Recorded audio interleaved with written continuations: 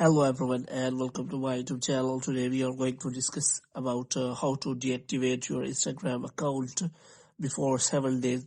For example, if you have recently deactivated your account on Instagram and if you want to do it again, because Instagram only allows you to deactivate your account after waiting for 7 days and a week.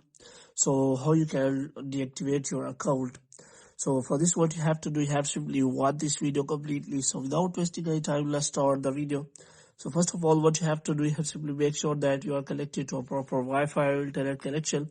And after that, what you have to do, you have to simply go to General, and after that, you have to scroll it down until you find the option of transfer or reset iPhones. Here you have to simply click on reset, and you have to reset all of your network settings. And after that, what you have to do next is you have to simply open the Instagram app, and you have to simply click on profile, and you have to click on three lines here.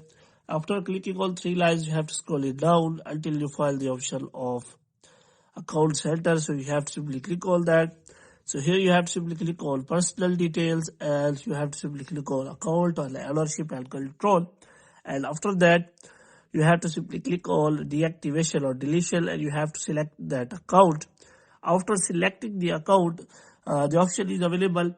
Here is it written: if you want to take a break from Instagram, you can temporarily deactivate account. If you want to permanently delete, you can only deactivate your account once in a week. So if you have already done that, you will not be able to deactivate your account. But there is a trick that you can simply deactivate your account within before 7 days.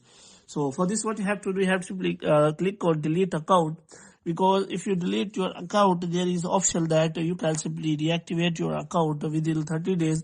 So if you want to reactivate your account within 30 days, you will not be able to do that again, deactivating.